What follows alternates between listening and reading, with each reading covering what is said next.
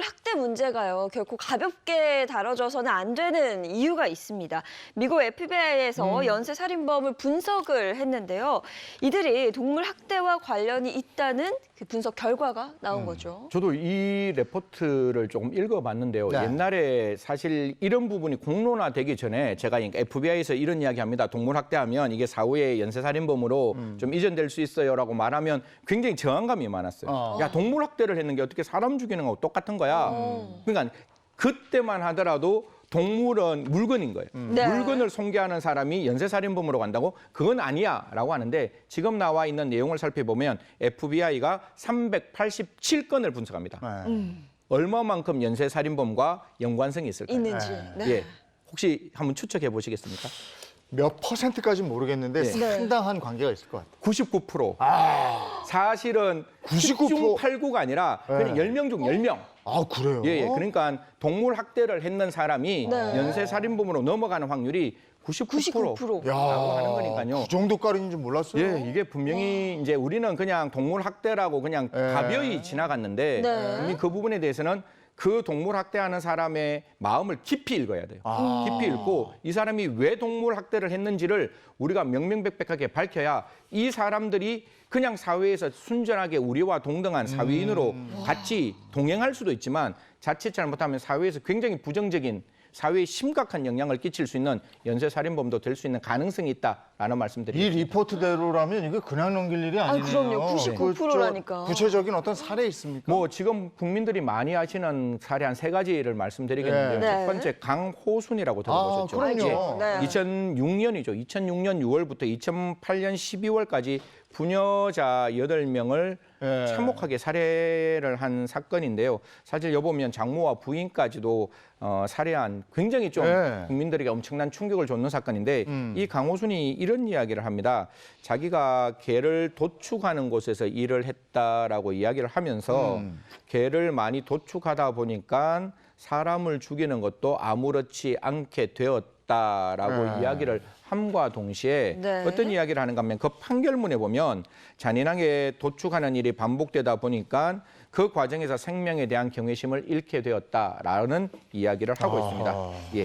네, 그러니까 사육장이 어떻게 보면 일종의 범행 연습장이 됐다 이렇게 보여지는데요. 근데 사실 강호순 하면 그 사진 한 장 있잖아요. 예. 시베리아노스키 옆에서 막 그렇죠. 웃고 있는 예. 아마 많은 분들 기억하실 텐데. 그래서 너무 섬뜩한 거예요. 네. 이게 사이코패스, 이거예요. 예, 네. 사이코패스라 저 진짜 저 천진난만한 얼굴을 가지고 그 개를 도축했던 그래서 사람에 대한 경외심이 없었던 강호순이 저런 모습을 보이는 걸 보고 우리가 절대로 앞에서 보이는 모습과 그 사람의 내면의 모습은 다를 수 다르다. 있다라는 말씀드리겠습니다. 네. 또 다른 예, 사건은 유영철 사건인데요. 2003년부터 유영철 2004년까지 이거는 21명을 네. 살해하는 사건인데 범행 직전에 개를 상대로 살인 연습을 합니다. 네. 살인 연습을 하고 그걸로 통해서 비슷하게 사람을 사망하게 하는 그런 모습이 보이는 거니까 분명히 그 동물에 대한 학대는 살인으로 이어질 수 있는 부분이 있고 제가 어금니 아빠에 대해서 한 번만 더 말씀드리겠습니다. 네, 어금니 아빠. 기억나시죠? 네, 이영학. 네. 예, 이영아. 네.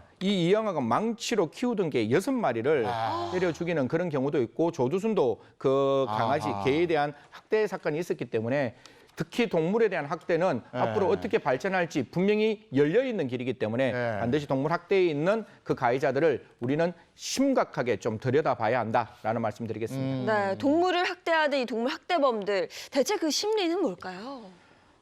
제가 만약에 우리 앵커하고 저하고 있는데 제가 앵커하고 저하고 약간 상하 관계가 있어요. 그래서 제가 앵커한테 뭐라고 말을 못 해요. 근데 앵커가 계속 저한테 무슨 이야기할 때 스트레스가 엄청 다 쌓이잖아요. 네. 그러면 그 스트레스를 건전하게 풀어야 되는데 그걸 건전하게 못 풀고 자기가 지배할 수 있는 더 약한. 나에게 아무런 어떤 제약이 없는 집에만 들어가면 그 반려견하고 자기밖에 없잖아요. 그런 어떤 입장에서 지배욕적 성격에서 그러한 어떤 행동을 한다라는 것이고 그래서 아까 제가 말씀드렸잖아요. 삐뚤어진 생각이 있으면 그 삐뚤어진 생각을 그 동물에게 학대했다면 그 학대인 원인을 찾아서 그 삐뚤어진 생각을 바로 잡아야 한다라는 말씀드리겠습니다. 그러면 연쇄살인범들의 경우에 동물을 학대하고 동물을 막 죽이고 막 이런 행동들이 그 인명 경시로 이어져서 사람에게까지 미치는 거죠. 그렇죠.